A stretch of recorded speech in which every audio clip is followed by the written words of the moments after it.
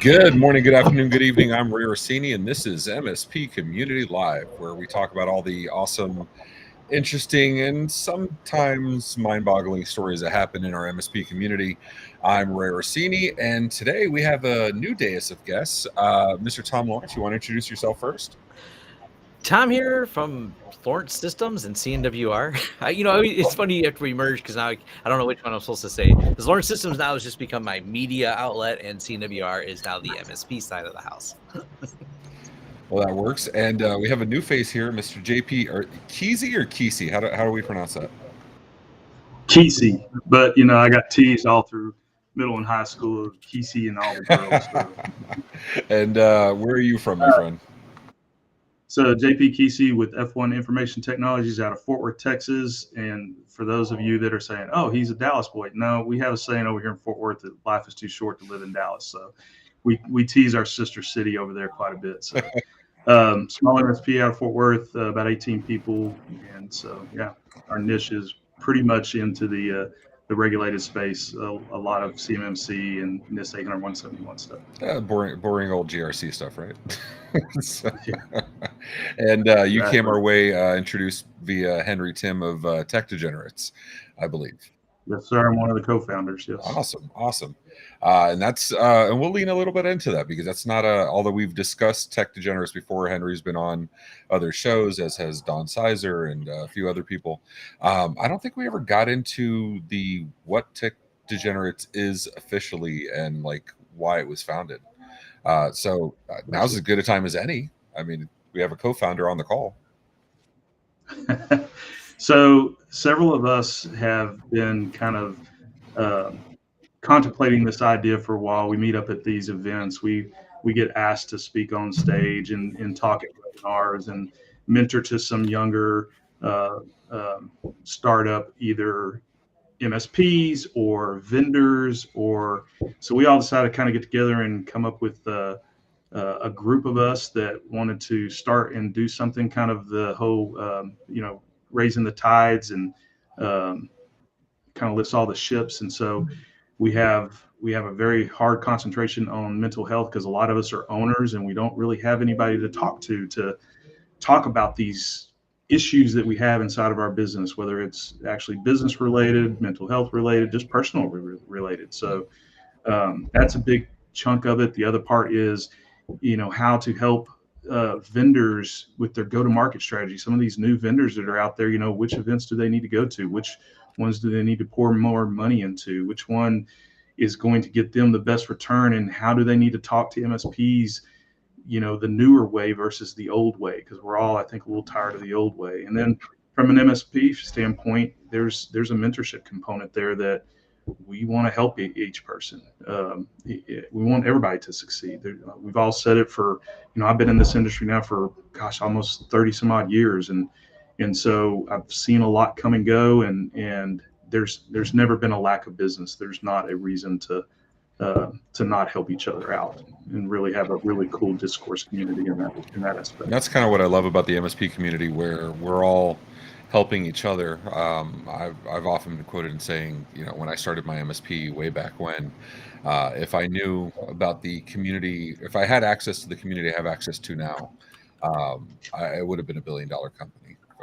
So you know what I mean? Like, it's just, you don't have to figure things out anymore. You can just, it's almost like when the encyclopedia became a thing, or and yes, I'm completely romanticizing it, but like even the Gutenberg press, the ability to take information, share it quickly, share it widely, and have access to that at any moment, that's transformative. And so I don't see MSP community any different than that. So what do you say we get into our first story? Speaking of community, it has its highs, its lows. It's not always the funnest thing in the world. Since we're all business owners and we've all been here before, want to share this. We got this story from Reddit, and I'm not going to read word for word, but it's talking about MSP owners' incompetence. This is coming from an MSP employee. Talking about how the owner is his own worst enemy. For starters, I love the MSP environment, interacting with clients. I think that's kind of what we all like. I love procedures, documentations, little hyper-specific things. MSP needs to be happy. No arguments there. I work with a great team of 4 technicians, one level 1, most level 2. Okay, so we know the dynamic they are. Countless times the owner's out of town on family trips or working from home when in reality he's focusing on other hobbies or jobs. Again, I care for the clients, and if did not affect them or my quality of work, I'd have no issues. But it does, and let's see how. Things like drafting quotes, ordering client devices, all have to go through the owner countless times. We're supposed to get training for this to avoid into issues, and yet we rely on the owner for this. It's been a pain point having for clients because you can figure out why it's a pain point. Everybody's busy, stuff gets delayed. Other things like scheduling or project work always seem to end up adjusted or changed because the owner has to have the final say and make a change. If this was always the expectation, set standards run by there would be no issue. Other project work, we end up performing their tasks none of our staff are truly qualified for. Been there. That's literally MSP. And then, yes, he acknowledges we've been in business for years. We still have a half-baked, outdated onboarding checklist, piss-poor documentation-based procedures. I'm tired of playing tug-of-war on managing things and making decisions just to get toyed around with. No respect for staff, clients, or work. I truly love the constant challenges, constantly putting in 50-hour weeks and dozens of examples. As business owners, we kind of laugh at this because we know exactly where this is coming from. What, JP, you're newest to the group here. Tell us your initial thoughts. Like, forget the response to his actual complaints, but you hear this. What's the first thing that comes to mind?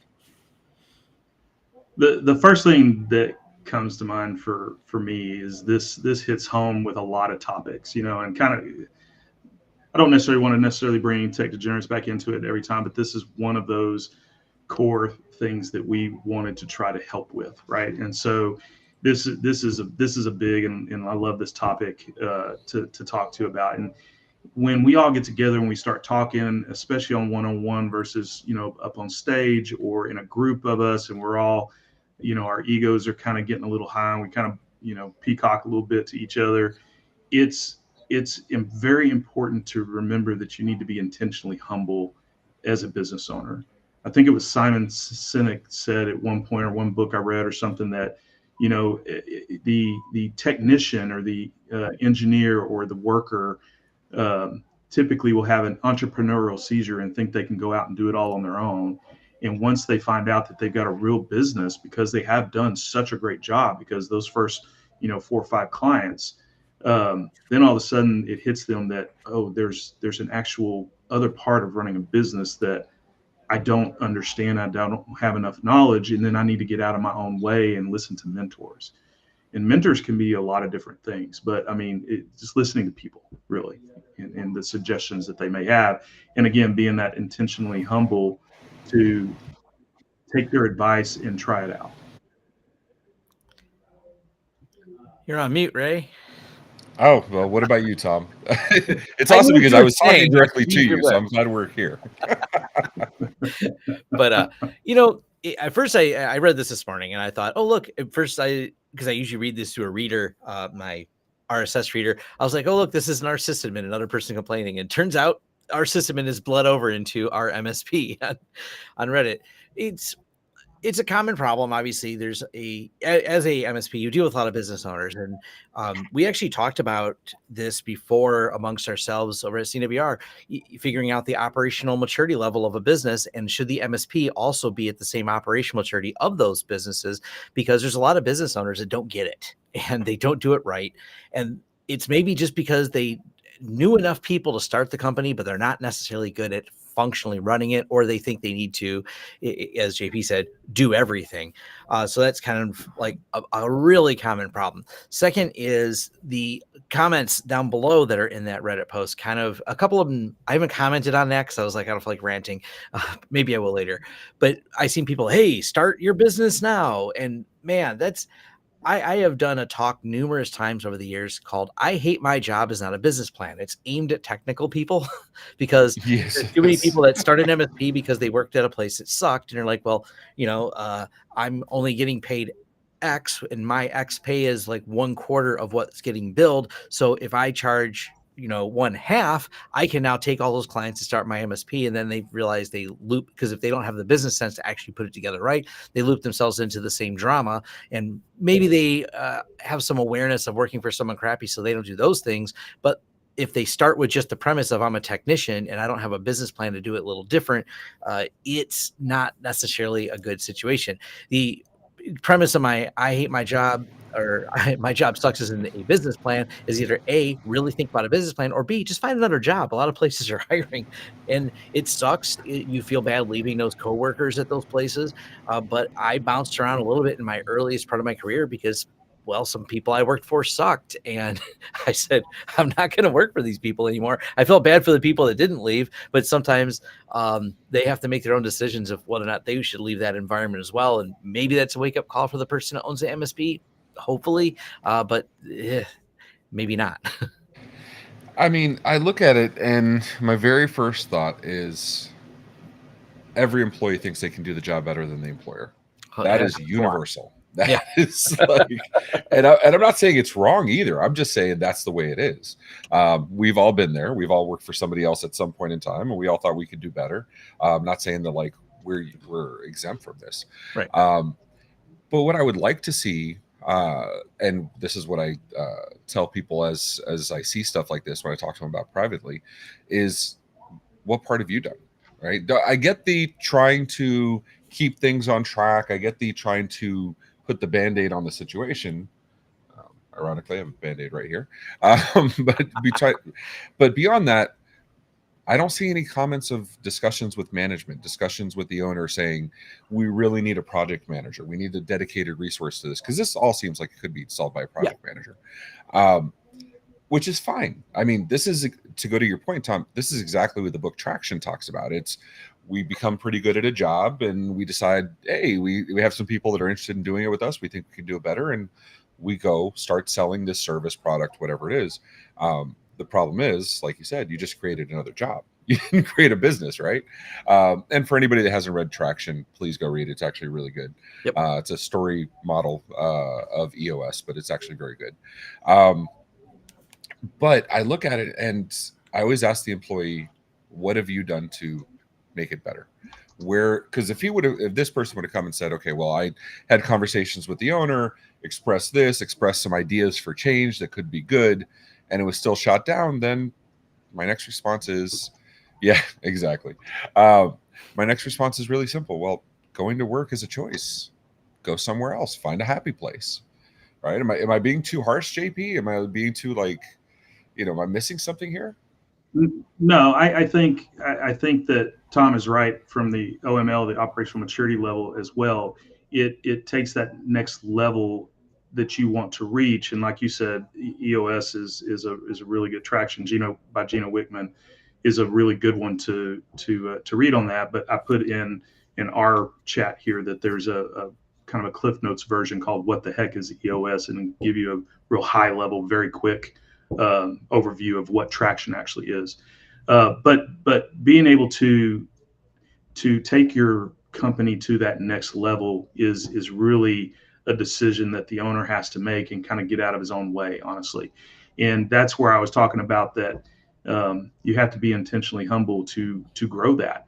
But I think you're right. I think if the culture in the environment, though, is not where they can, where the engineers and the support staff can come up and talk to the owners and they'll be receptive of that, then I think there's a bigger maturity level issue that they need to probably work on before they even start any of the other stuff, especially in Traction, because Traction really, that EOS model really pushes you to create your leadership team, and you have to learn how to delegate and relegate those tasks off, which is hard, right? Like, because all the people talking about like create a business, go start your own business, this person's gonna have a post about them within the next year and a half, right?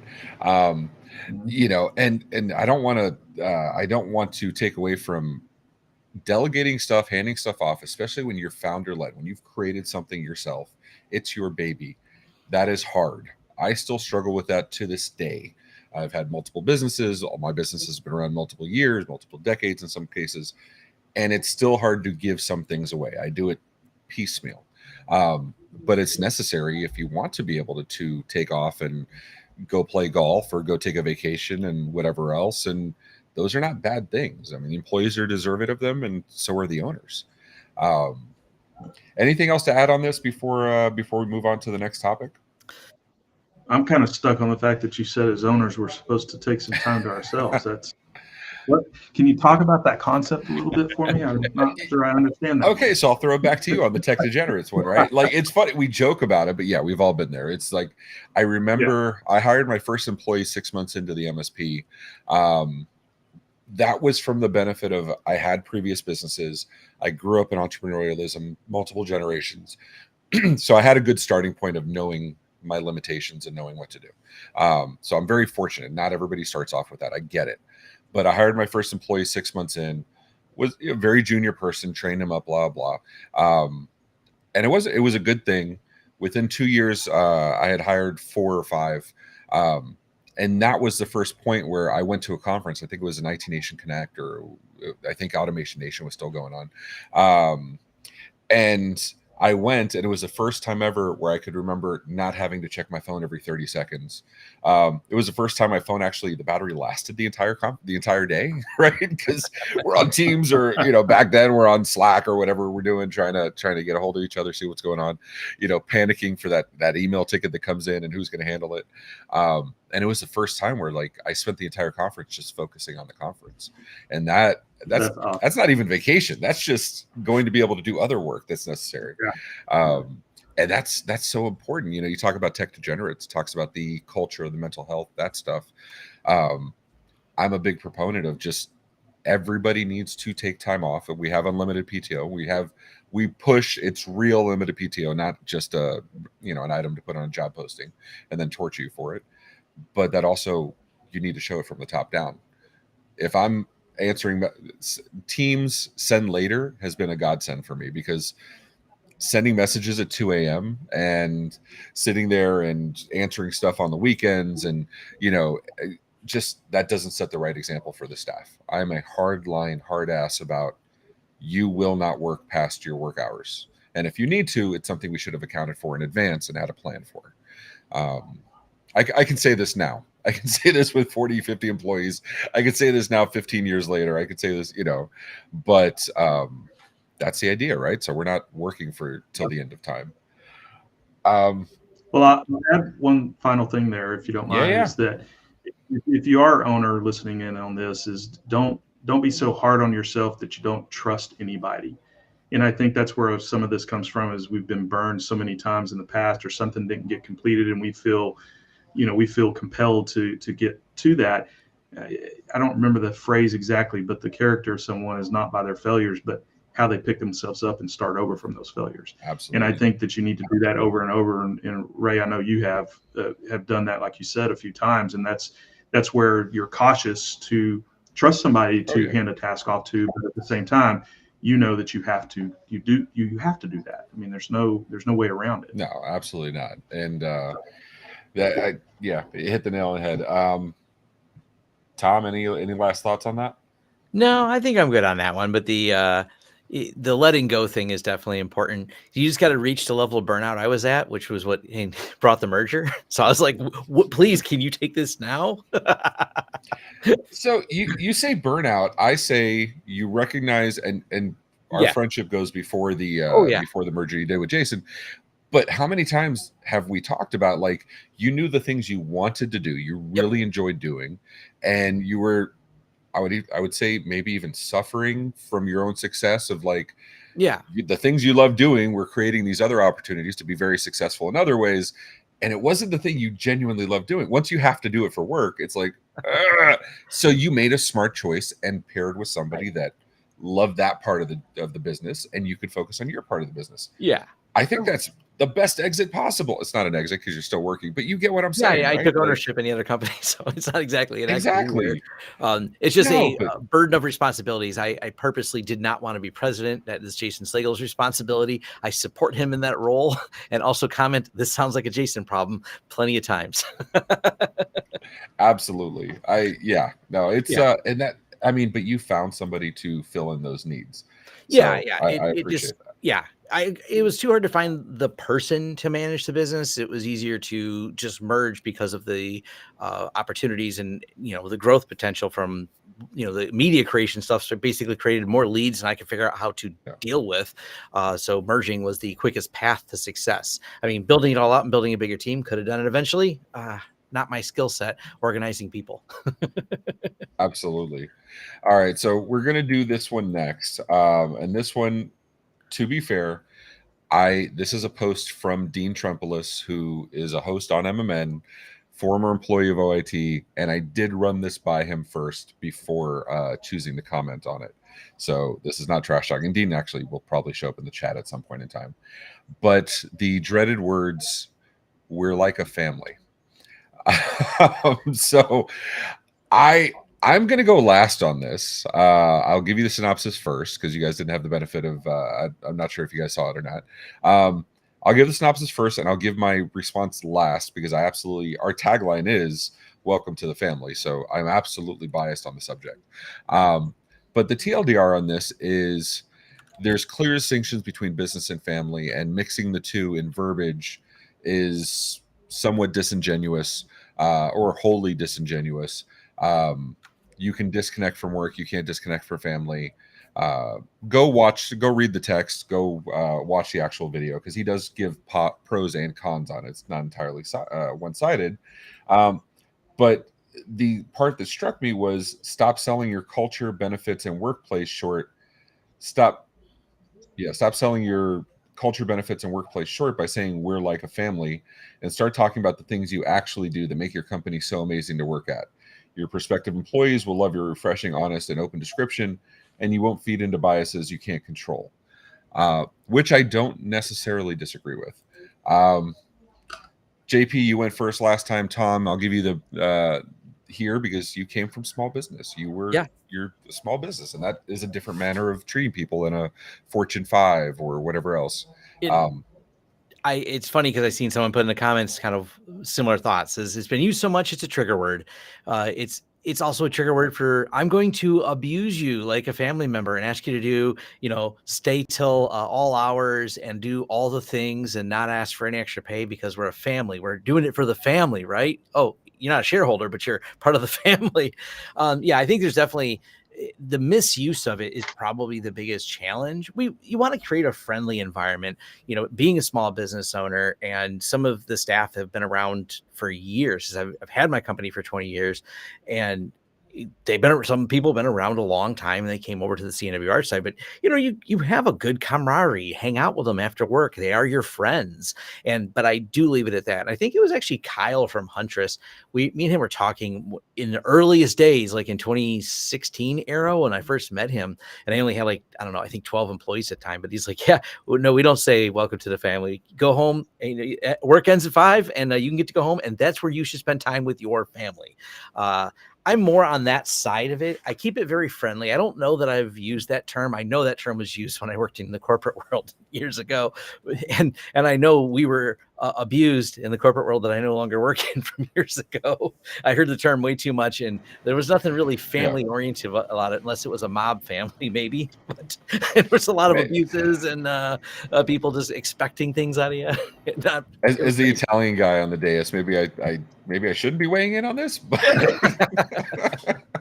but it's figuring out where those boundaries are. There's making sure it's clear. I think that's important, and maybe we shouldn't use that phrasing anymore because it's kind of been corrupted into the that means they're going to want me to do all these extra things and not pay me for it. Not necessarily true of all companies, and there's not really a way to tell because I know you long enough, Ray, to think that is not how you mean it if you say it, because I know you. Absolutely. But when you're a new hire, what's it like here? I don't know. I just got adopted.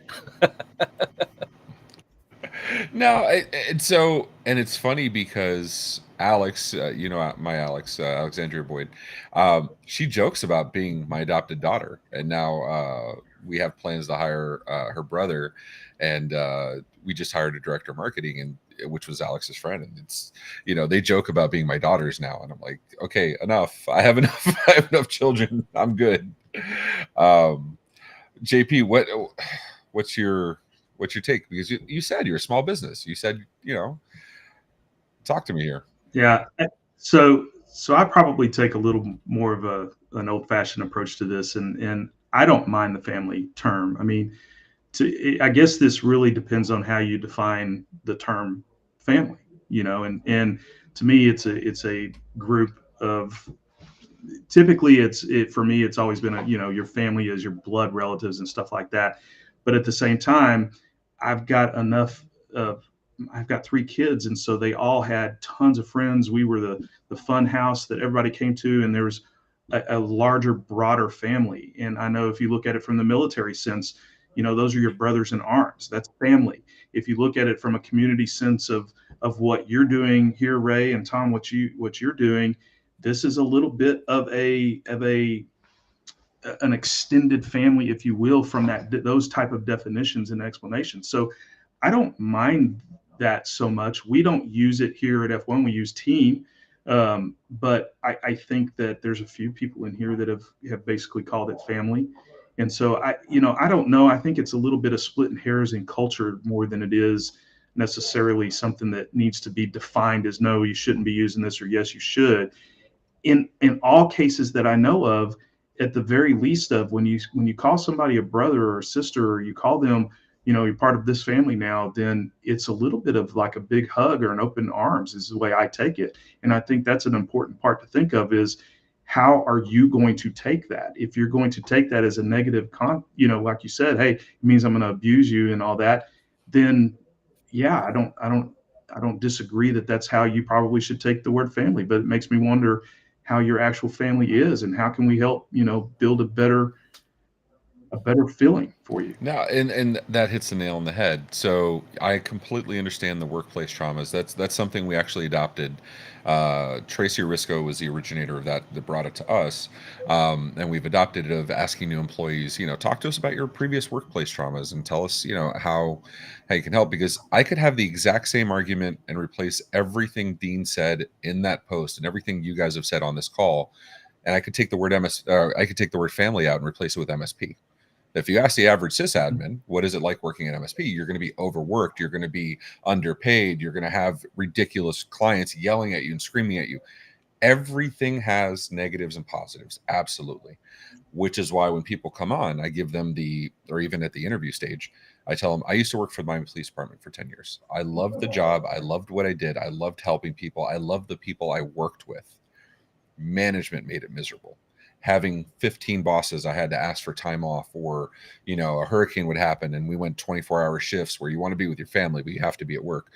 That stuff was miserable. And so I ended up having more reasons to stay home than reasons to go to work every day, which was the switch for me. And I thank God for my brother. My older brother told me every day I would complain, and he'd tell me, just quit.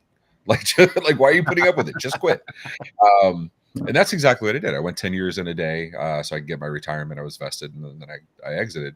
But the point of that is, I tell people when I'm interviewing them, this is never going to be that place. This is never going to be the place where you're dreading coming to work. It's not going to be you're always excited to go to work. People have shit that go on in their personal lives, of course. And people have stressful days at work, of course.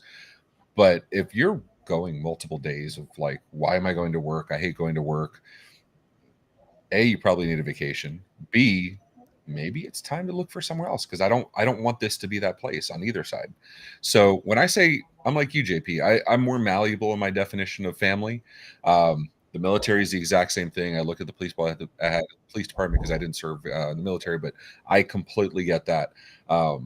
I grew up Cuban Italian family where anybody I met was welcome to the family. This was not a blood thing. I was raised by my grandparents. I also, I was legally adopted by my grandparents. It's a non-traditional, dynamic of family.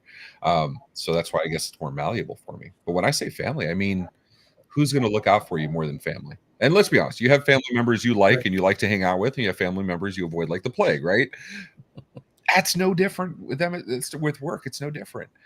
But if you're sitting there and you're saying, I know for a fact I have somebody I haven't talked to in 4 years, But if I need to bury a body, or if I need bail, I can still call them after that. We all have those people in our lives.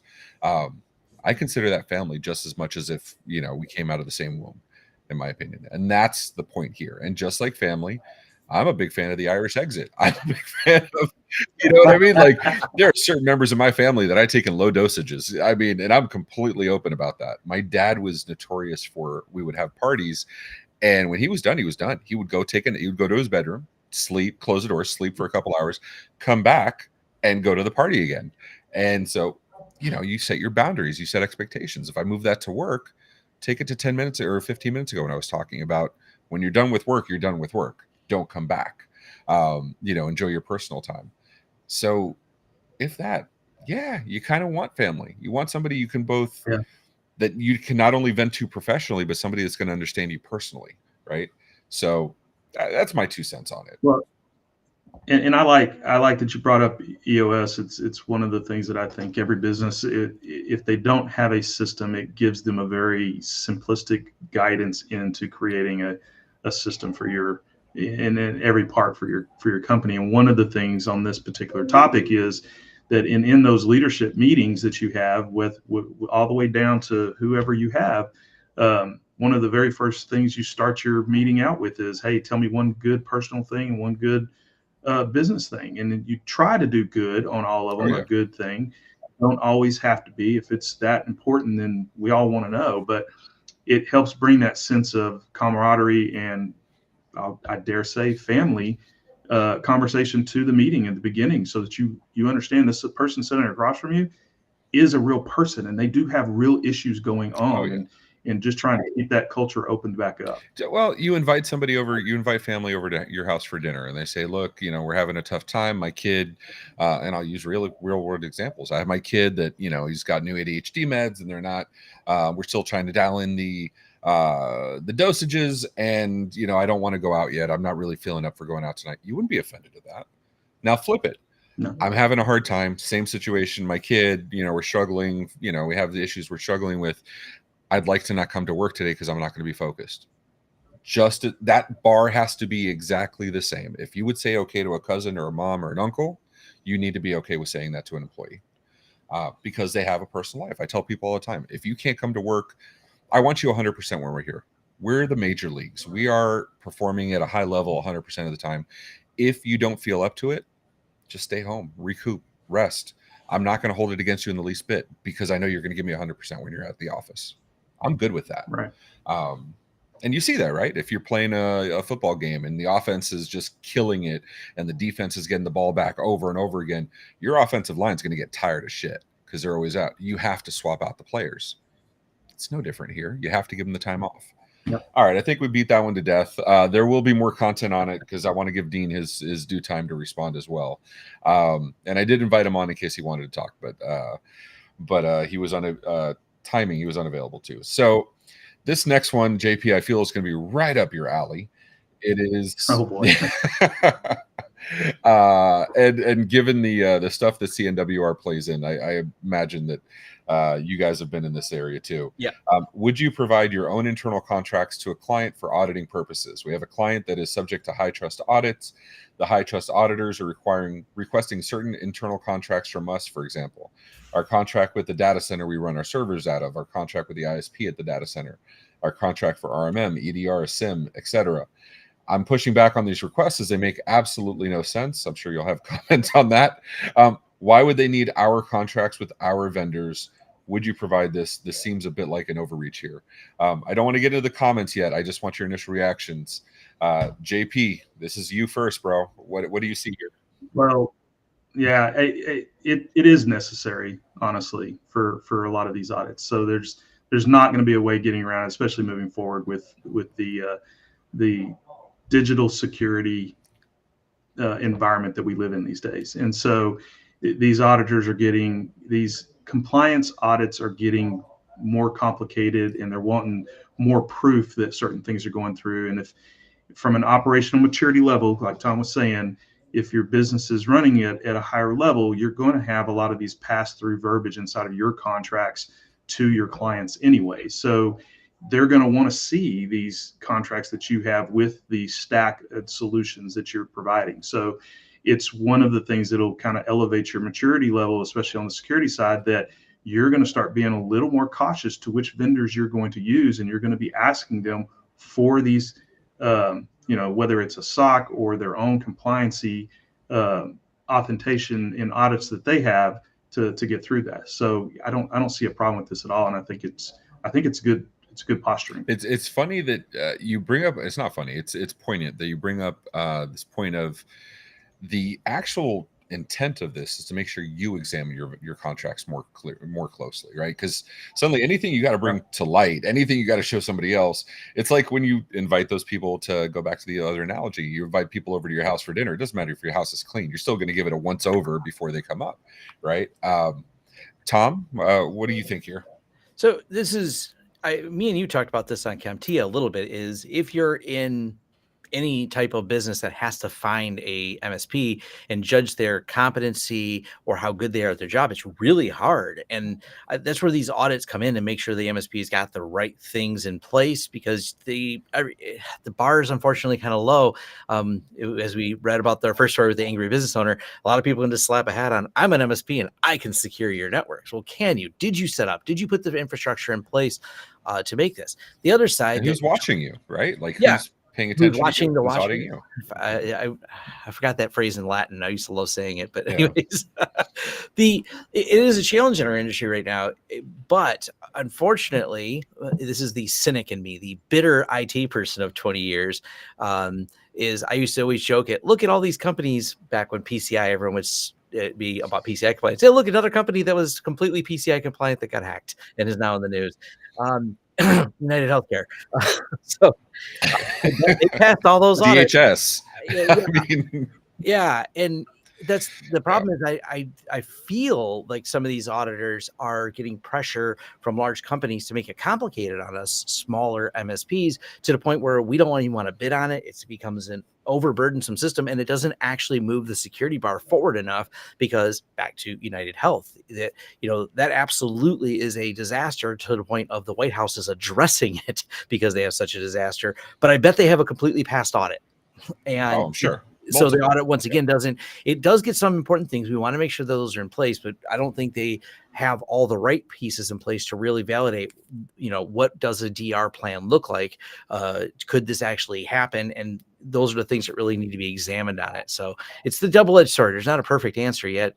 This is still, I feel, an immature industry in technology compared to other more, I know if I go into surgery, I like to see that little doctor thing on the wall, like that they. Yeah, absolutely. Like, just if I go to court, I want someone who passed the bar exam and can represent me. But we don't have those same levels of exacting that we have Not in yet. the MSP. So yeah, we're getting coming. Yeah, and that's exactly my take too. I laugh at this because this is standard fare. I mean, due diligence, your certifications. I was double checking because both these gentlemen are more cognizant than me that in the compliance space. I'm security aware, better said, or GRC aware.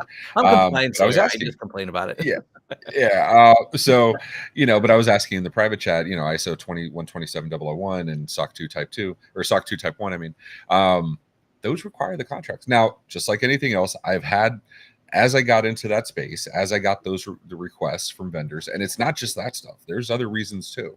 Valuations will ask for it. Due diligence when you're doing M&A will ask for it. There's tons of reason for this. And I always felt that initial, to use the modern parlance, I always felt that ick when I was like, they're asking me for these contracts. But then you got to step back and look at the big picture. Now, the way you are careful about that, make sure you have a proper NDA in place. Make sure you have agreements on where your documents are going to go, because there's always two halves to this. Because just like United Healthcare, you can have the exact same problems with your CPAs. So hedge your bets. Be smart about it. Any last comments on this, guys? None in particular. No. Well, I'm I actually I'll comment because you had actually asked a private question. You asked me, and I think it was me and Jay you were talking to. yes. Yep. But it's one of those things like I learned this from Jason is where's the carve outs? Ask him, you got to know right where to go for on some of these. Oh, cool. You're certified. Where's your carve out? Where's the body buried in there? Yeah. What's the Well, blind spot you got to omit to make the auditor happy? Because we know we service a lot in the manufacturing space. that's the positive thing. Yeah. No, and that makes sense. And that's the whole point of the audits, right? It's not that you're doing everything perfectly, it's knowing where you're not so you can fix it. Let's see. Well, most of those auditors, they have an area for exceptions to why you're not doing this, and then they can approve it or not approve it. So it's also a little bit of a CYA for everybody. Oh, yeah. To be honest with you, it's like, okay, we know we're not doing MFA on this particular system because of X, Y, and Z. Well, you spell that out to them, you show it, and you show it where it is in that contract and why you can't have it on there, why you don't have it. They write the exception, and you move on. The auditor tags it and says, okay, we're good. Yeah. All right. So this last one we're going to bring up, and of course I've given you guys zero notice. That's how we do it on the show. Sorry, guys. This last one is about egos. And I like to bring this up because, just like family can be misinterpreted and sometimes abused as a name, so can MSP. We're all accomplished. We've all done our stuff. We all, I like to think people trust us in the industry. And a certain amount of healthy ego is required. So I thought this was a good topic to discuss. It says, egos. I'm newer to the space. Is having a giant ego a requirement, or is it a fluke that my exposure has included almost exclusively working with those with massive egos? And we got some comments. It's definitely an issue in IT. Get yourself some good old imposter telling me how amazing I am at my job. I'm not. I'm just good at giving the illusion. Being good at Google means you're good at your job. I don't even disagree with that. Tom, you get ad infinitum compliments, and I look up to you. I respect you, and I see it all the time from our peers. Do you see this? Do you see these massive egos in our industry? Is this a problem? Do you have one? I always like the old joke that, Larry Ellis, guy of Oracle, not always a pleasant person, but the difference between God and Larry Ellis is God doesn't think he's Larry Ellis. So there's certainly plenty of egos in the tech industry. And there is, it is a common thing, but it's not even outside the tech industry. It takes someone, like you said, to be able to navigate it and say, thread the needle, be humble and things like that. But some people aren't. Some people are just, think about sports people, especially. We'll just go outside of tech for easy examples.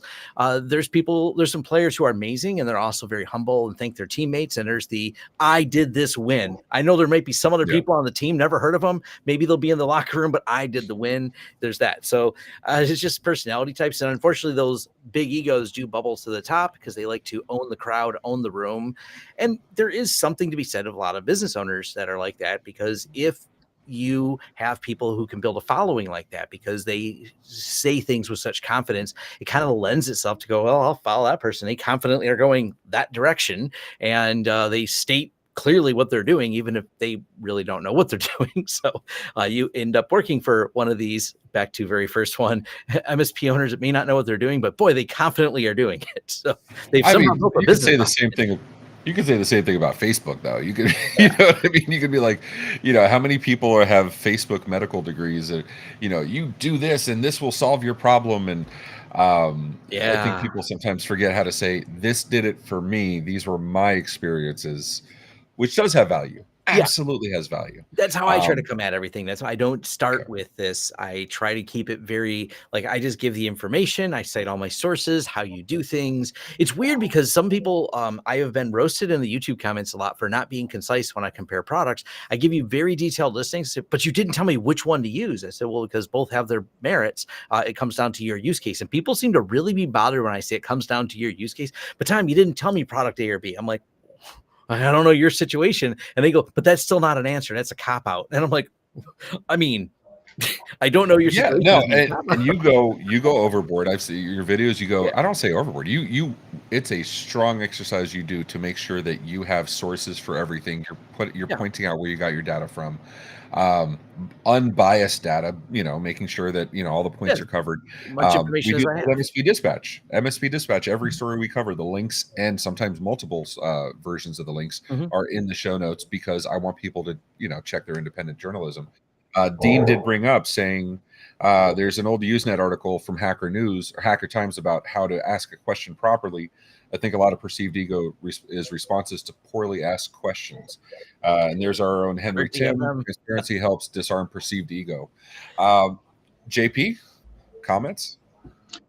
Oh gosh, this is the type of question that might get me in trouble. So let me try to soften it a little bit.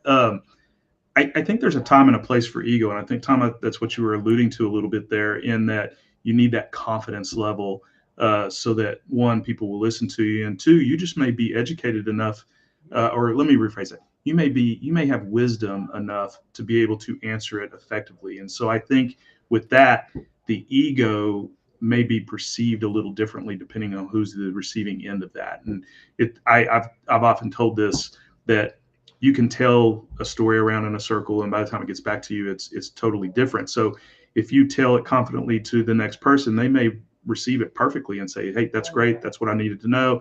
They tell it to the next person, and somewhere down the road it gets back to like, JP was super ego in the way that he answered that question, right? So I think a lot of it is that perception piece of it, but I think it's needed, and there's a fine line between arrogance and confidence in there, and it's how you perceive that. I think is the defining ego term in that. So, I don't personally think there's a whole lot of ego in our industry. I think there are certain people out there, especially of the last couple of years, that have probably stood out quite a bit. But I also think you need to probably check your own ego, that you think somebody has too big of an ego as well. Maybe get to know them. And by the way, it may just be a bad day that you heard whatever you heard from them and thought it was an ego. And that's a good point too. Don't judge anybody based on a single instance. We had a business coach who used to tell us, never assume malice where incompetence is a possibility. Ooh, I Yes. like Yeah. that. I like that. It happens. Lord knows I've said things, and I've been accused of having a big ego. Our own friend Dustin Bolanders calls me out. He has carte blanche to call me out whenever he wants, as do any of my friends. But like you said, you do need a healthy amount of ego to be in the space to work. I used to tell my MSP clients, I'm your champion when it goes to the vendors. I'm the one that's going to sit there and fight back. Even today, I will call somebody on bullshit when I'm talking to a vendor and they're telling me for security and compliance reasons. My question is, okay, show me the controls. What controls are you aligning to? I'm with you.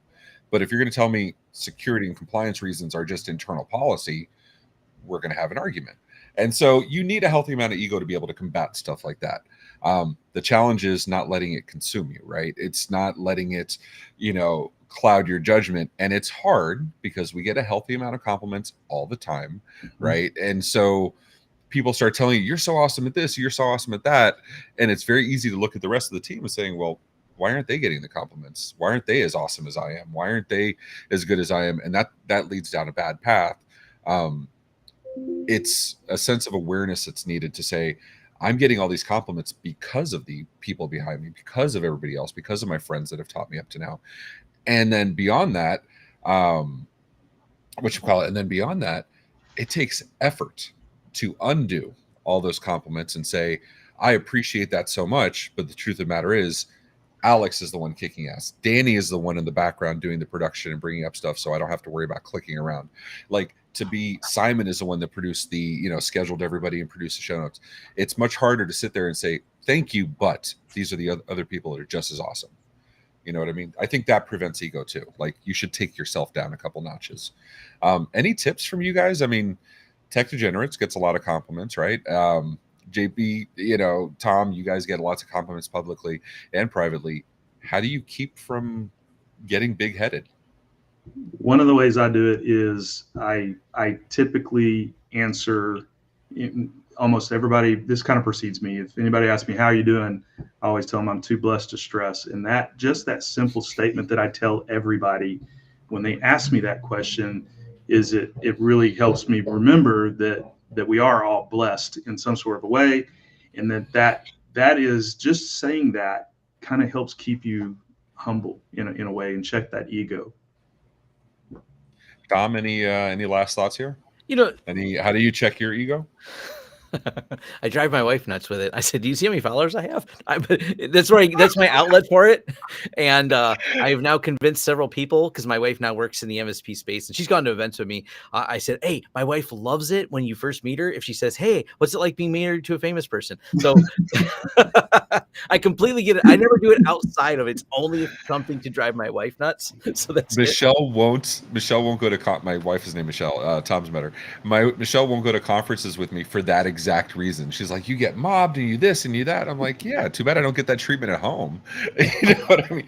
Yeah. Can we say where Cass is working now? Because I want to give her a shout out. Yeah. She's working at Blumera now. Oh, and I got my greatest joy. They assigned her to watch one of my videos. She always swore she'd never watch one of my videos, but I did a video on Blumera, so she had to watch it today. I was overwhelmed with joy when she told me I have to watch your videos now, and I'm like, oh, sweet revenge. That's awesome. That's where my outlet is for my ego. But people who know me in person, people who meet me at the events, I'm just one of you. I see that a lot.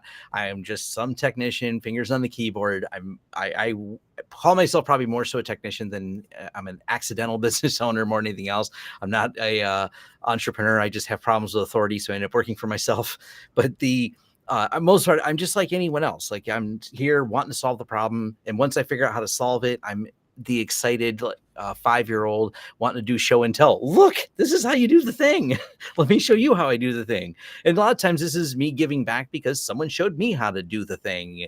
I got my friend Phil, who doesn't do much stuff in the public space of the internet, but he is an absolute genius who's taught me all kinds of things that I know about Linux and stuff like that. So it's like my give back is like, let me teach other people how to do this, or other people I meet in the industry.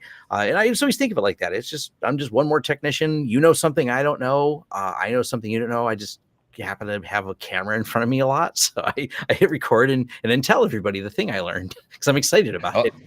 A lot of times it's not that we're the highest subject matter expert. It's just we're the ones that are willing to talk about it and take the time to share the information. And there's a fine line between being that Facebook MD and being, just somebody sharing their experiences. And I think everybody here does a really good job at that. And thank you for taking the time here to spend the last hour sharing your thoughts. And hopefully we had some good takeaways. Tom, what are you up to next, man? What do you got coming up?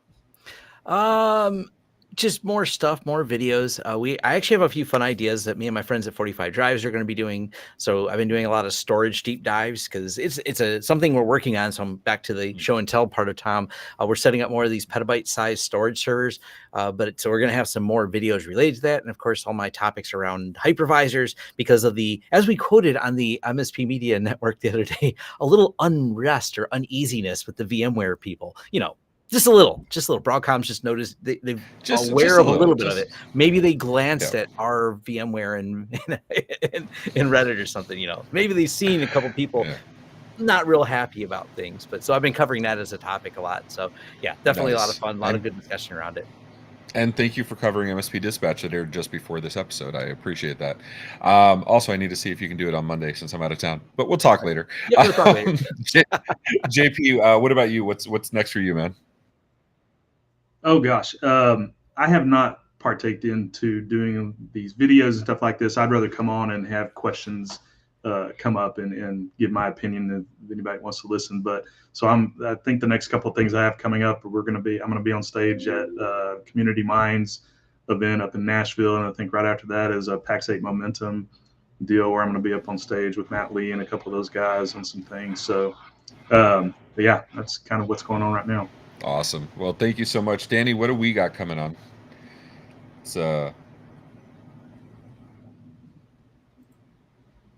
We have let's see. We have our upcoming events: AI Roundup, episode 58, January 31st at 10 a.m. Eastern. MSP Community Live, obviously. Oh, that's an old one. I'm sorry. Dates. Yeah. So Yeah, there you go. Alexandria Boyd and I will be at MSP Community at Enterprise Connect. I'm sorry, Enterprise Connect in Orlando on Monday through Wednesday. Tuesday we have MSP Dispatch. Friday we have MSP Dispatch. Wednesday we have AI Roundup, and I think that's it for the week. It's just not a bad ending for the week. We also have our Channel Impact Awards. So we have open nominations till April 26th.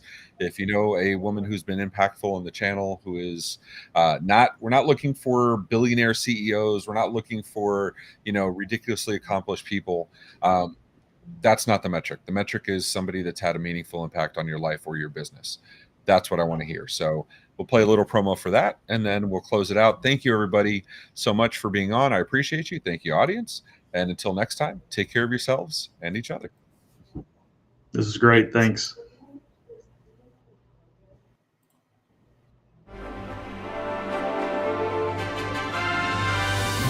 Here at the MSP Media Network, we have a greater responsibility to recognize women not just for their accomplishments, sales, productivity, and products, but for their direct impact on the MSP channel. Our newest show, Channel Impact Awards, will spotlight the mentorship, charitable works, and behind-the-scenes, above-and-beyond behavior that often goes unrecognized. Our first season of Channel Impact Awards will award women of the channel for their incredible contributions. We hope you'll join us in our commitment to highlighting the exceptional women of the MSP channel. Please scan the QR code on your screen now to nominate a woman you know for the Channel Impact Award. You have 2 weeks to nominate someone you know. Stay tuned on the MSP Media Network for more information on the Channel Impact Awards, including our esteemed panel of judges and the first set of award-worthy nominees.